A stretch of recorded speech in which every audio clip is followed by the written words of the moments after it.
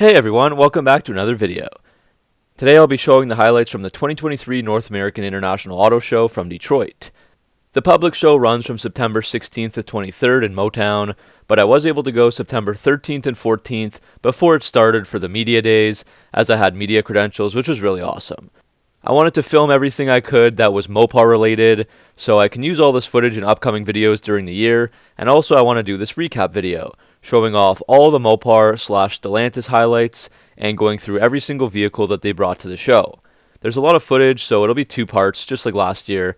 Today will be Alfa Romeo, Chrysler, and Dodge, and part 2 will look at Fiat, Jeep, and Ram trucks. For each vehicle, I'll try to add some commentary here and there about certain features, price points, and power numbers. So let's get right into it. So we begin in alphabetical order with Alfa Romeo. Last year they had 2 vehicles, but this year they brought 3. First up is the new 2024 Tonale Veloce.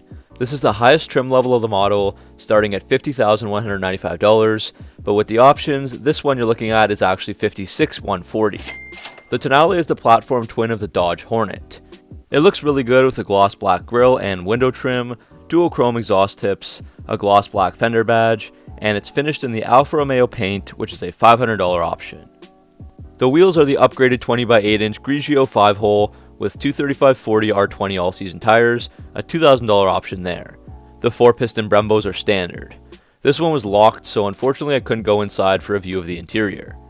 Performance-wise, this has the same powertrain as the Dodge Hornet RT, so that's a 1.3-liter Firefly engine paired with an electric motor, making it a plug-in hybrid electric vehicle.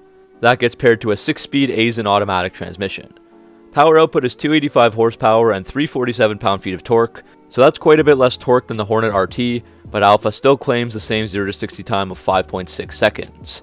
Q4 all-wheel drive with adaptive suspension is standard as well. Alfa's other sedan is the Stelvio. They also brought a Veloce, which is the mid-tier model here instead of the top like the Tonale was. This one was without a window sticker, but they start at $52,785. This one was finished in Alpha White with a black grille, sport rear diffuser, Volcano black gloss body kit, and gloss black window surrounds. The wheels are a step up to 21 by 8.5 inches with a dark 5-hole design and 255/40 R21 tires. That upgrade is $1,750 just by itself.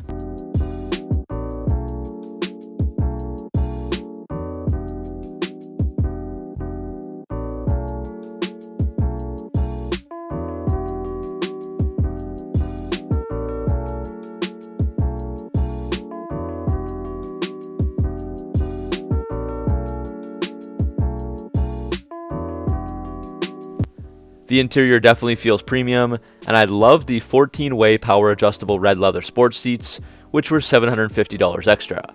The flat bottom steering wheel with huge paddle shifters is also nice and sporty, but there are some downsides. The 8.8-inch screen is one of the smallest in this segment, very small when you're paying over $50,000, and the tighter back seat and cargo area might not be the best for long road trips or stowing lots of gear.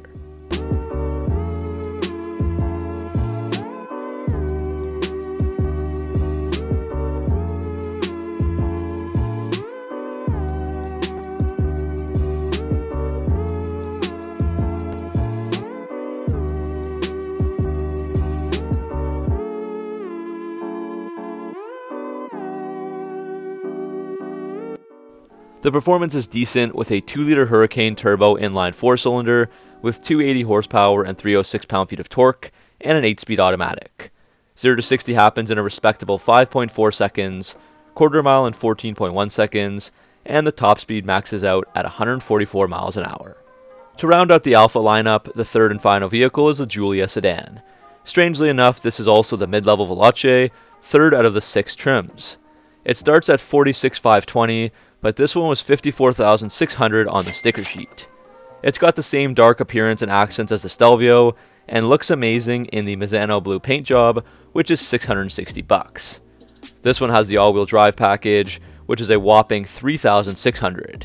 That gives the car beautiful 19 by 8-inch sport 5-hole wheels with 225/40 R19 tires, gloss red calipers with white script, a Myron black V Scudetto grille, and black sport leather seats. The performance and engine is the same as the Stelvio Veloce with the 2-liter Hurricane. Alright, so with Alfa Romeo out of the way, now we move on to Chrysler, who brought 2 vehicles and also 2 concepts. The first concept was the 2023 Synthesis, which was an interior demonstrator to show what Chrysler calls harmony in motion, pairing Stellantis technology together like the Stella Brain and Smart Cockpit with three 13.5-inch screens. The other concept was the Airflow Graphite. Chrysler head of design Ralph Gilles has already said that while this exact vehicle won't be released, we should expect something pretty similar by 2025. This was an EV on the new Stella Large platform, capable of a 400-mile range. The Airflow Graphite is beautiful, with galaxy black paint and copper accents, a Chrysler LED grille logo, a wide stance with 22-inch wheels, slotted and drilled rotors, crystal LED taillight that runs the full width of the vehicle, and an aerodynamic design overall.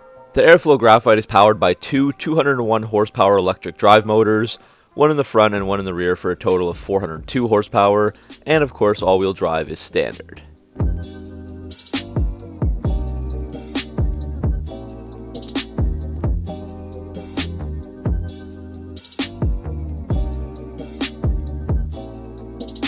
Of course, it wouldn't be Chrysler without a 300, and once again they're showing off their latest version, called the 300C Special Edition, even though they're all long sold out. Chrysler had said they were making just 2,000 units for the US and 200 for Canada, and at $55,000 US, they went quickly. I've seen this bright white version now at 3 or 4 auto shows the past few years, a mix between a traditional luxurious 300C and the performance-oriented SRT8, but it still doesn't get old looking at it. The exterior has a performance front fascia and a retro-themed 300C grille badge. The car sits on 20 by 9-inch forged aluminum wheels with 4-piston Brembos. Inside, it's your classic 300 look, although it does have upgraded black Laguna leather seats that are embossed with the 300C logos. Otherwise, you have the 8.4-inch Uconnect system, steering wheel mounted paddle shifters, carbon fiber accents, and a 19-speaker Harman Kardon audio system.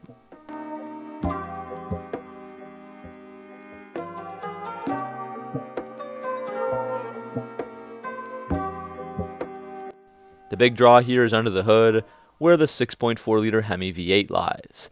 It's got 485 horsepower and 475 pound-feet of torque, paired with an 8-speed automatic.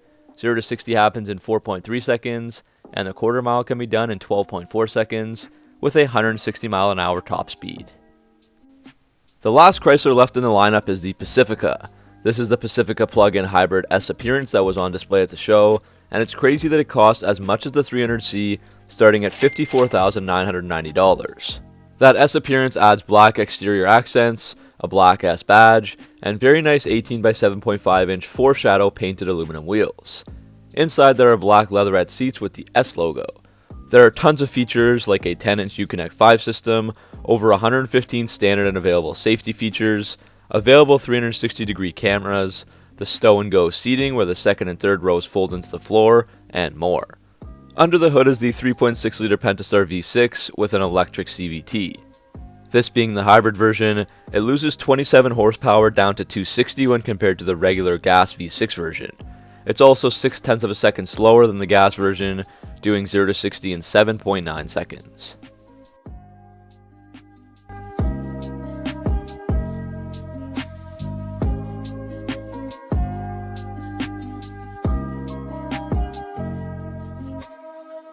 Now we can move on to Dodge. They have been keeping lots of their future plans a secret regarding the Charger and Challenger, but still everyone was in awe when admiring the current, albeit soon to be discontinued, muscle cars. First, let's check out the stunning 2023 Charger Super B in Scat Pack wide-body form. This is one of the 2023 last call models, and for the Super B, Dodge is making 500 in B5 blue with the Scat Pack regular body, and 500 of these plum crazy Scat Pack wide bodies that you see on screen. Pricing wasn't announced from Dodge, but these will and have been heavily marked up. This is just an amazing looking car that pays homage to the original Super B, first introduced in 1968 and as a Charger model for 1971. You'll notice the white Super B graphics on the hood scoop and rear fenders, and Super B badging on the grille and front fenders. This model also gets the SRT hood with functional scoop and dual heat extractors, along with a black Mopar hood pin kit and SRT black exhaust tips. Dodge has swapped out the typical 20-inch wheels for 18 by 11-inch drag wheels with 315/40 R18 tires, which look to be Nitto NT05Rs, which were the same that were found on the 2018 Demon. Beneath them are 4-piston Brembos, and the car has adaptive damping suspension with a drag mode.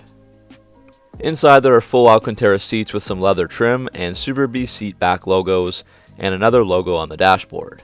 It also comes with the $1,595 carbon suede package standard, with real carbon fiber interior accents and a suede headliner, and the $2,985 Plus Group standard with lots of features there.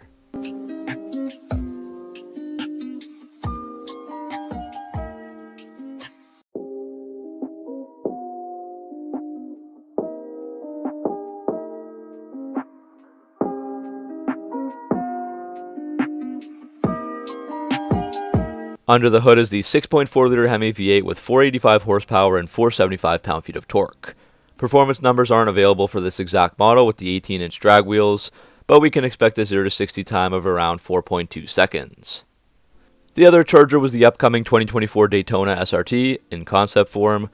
This car evokes the styling of the iconic 1968 Dodge Charger, and I heard so many comments from people who absolutely couldn't stop talking about its beautiful mix of a modern and retro design.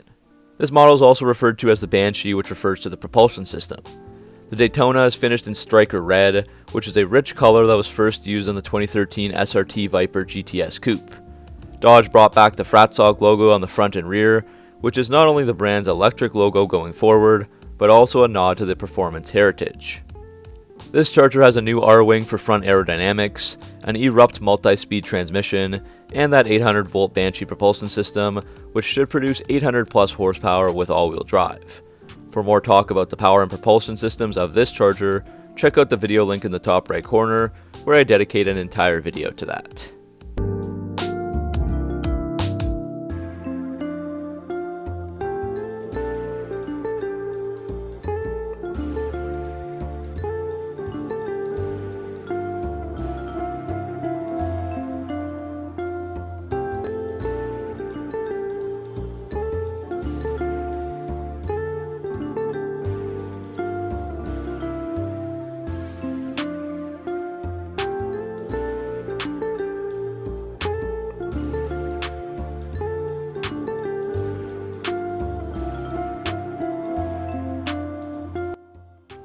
Moving on to the Challenger, it was my first look at the 2023 Demon 170 up close and personal. It was kind of funny as the odd non-car guy like a security guard would walk by and ooh and ah at the bright purple Charger in front of it, while meanwhile the more low-key triple nickel Demon behind it has over twice the power. This is now the quickest, fastest, and most powerful mass-produced vehicle in the world, starting at $96,666, but we all know that'll be way marked up. The 6.2-liter high-output supercharged Hemi V8, when using E85, produces an insane 1,025 horsepower and 945 pound-feet of torque. If you're just running 91-octane pump gas, the output drops down to 900 horsepower and 810 pound-feet of torque. Dodge claims that on a fully prepped surface with E85 in the tank, the car is good for a 0 to 60 in just 1.66 seconds, and the quarter mile in 8.91 seconds at a stunning 151 miles an hour. However, numbers on the street with the regular gas aren't yet released. You might notice there are no front wheel flares, and that's to help save 16 pounds. As for the wheels, this is an exclusive new design with a lightweight alloy center section, titanium bolted to carbon fiber rims. This two-piece design will be an option that costs a massive $11,495.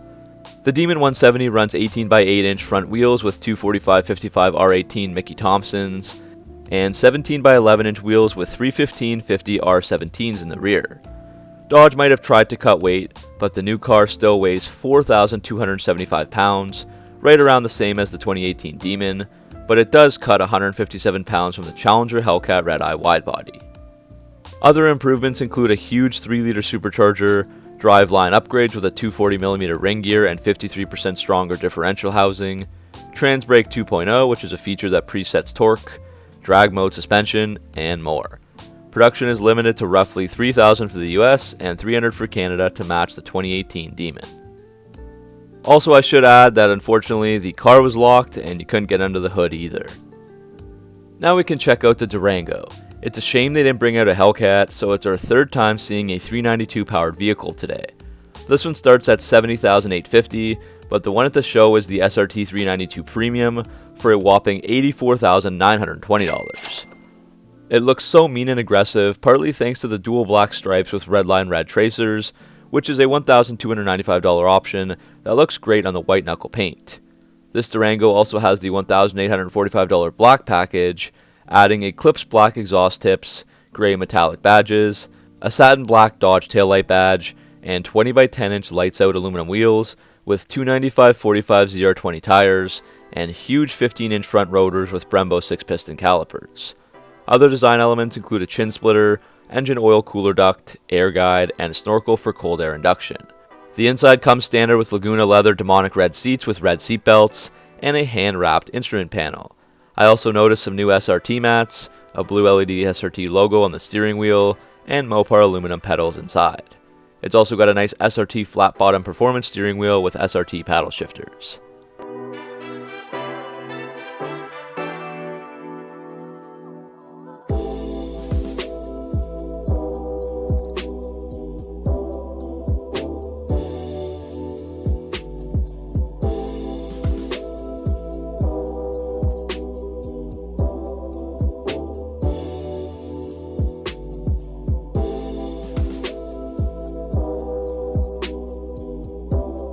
As for the performance, again, here's that 6.4 liter Hemi V8 with slightly less power than the car versions at 475 horsepower and 470 pound-feet of torque, while also having an 8,700 pound towing capacity. The numbers are wild for an SUV that weighs 5,378 pounds, like a 0 to 60 in 4.1 seconds and the quarter mile in 12.7 seconds. There are many other performance features too, like SRT performance pages, SRT drive modes, and performance-tuned all-wheel drive standard. Next up, Dodge brought 3 different versions of the new Hornet. The most eye-catching was easily the Hornet RT Goes Like Hell concept. This is Dodge's way of showing the list of Mopar OEM parts that will be available in the Direct Connection catalog to add on to your Hornet. These include a matte roof and hood, dual racing stripes, Direct Connection logos, GLH logos and red pinstripes, a red Hornet badge, red side stripes, lowering springs, 20-inch machine-faced wheels with red Dodge center caps, a dual exhaust with black tips, an engine stage kit, and even more. There's no pricing yet, but I expect these parts to be in the catalog within the next few months.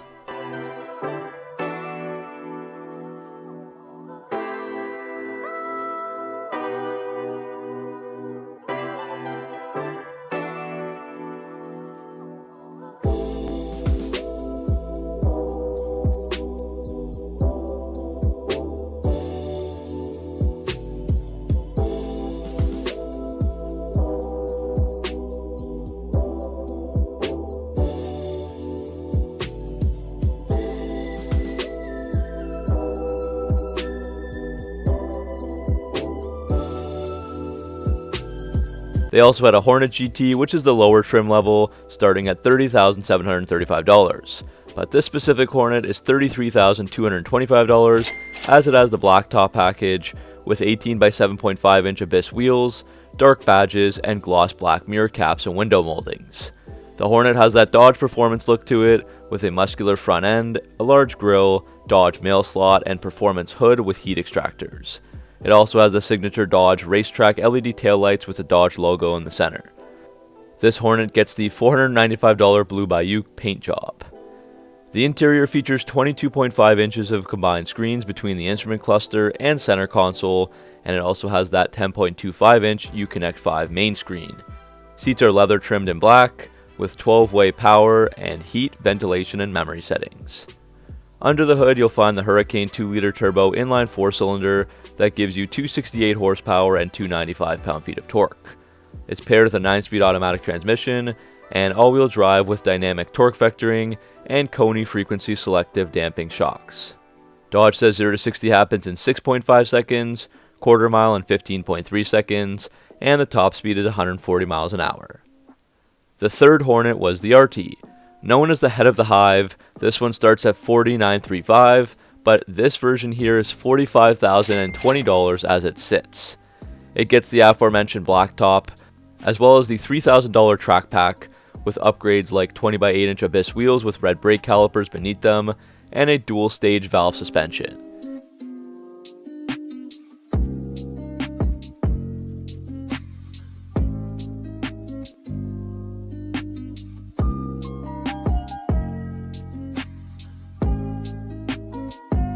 Inside is more sporty than the GT because the track pack will add Alcantara sports seats with those red crust accents and the Dodge Rhombus logo embroidered on them.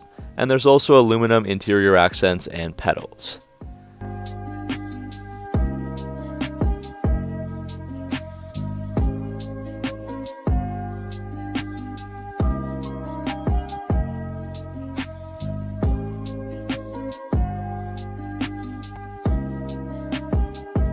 The RT is the first ever electrified performance vehicle from Dodge. Under the hood is the same powertrain as the Alfa Romeo Tonale that we saw earlier, a 1.3-liter turbocharged engine paired with an electric motor to power the rear axle for a total of 288 horsepower and 383 pound-feet of torque, paired with a 6-speed Aisin automatic transmission. The battery allows for 32 miles of all-electric range on a single charge, and Dodge claims 360 miles of total range with the battery plus a tank of gas. The RT has a new feature called the Power Shot, which uses bursts of power deployed by the battery and electric motor, giving a 15-second boost of 30 horsepower. Dodge says the Power Shot will shave 1.5 seconds off the 0 to 60 time, able to do it as fast as 5.6 seconds. Last but not least, we have Maserati. They brought just one vehicle, the 2024 Gran Turismo Modena. This is new for 2024 with a whopping sticker tag of $191,515. It gets powered by the 3-liter Nettuno twin-turbo V6, paired with a ZF 8-speed automatic transmission and Q4 all-wheel drive. It may sound a bit underpowered for that price, with 483 horsepower and 442 pound-feet of torque, but it can still do 0 to 60 in just 3.9 seconds and hit 188 miles an hour.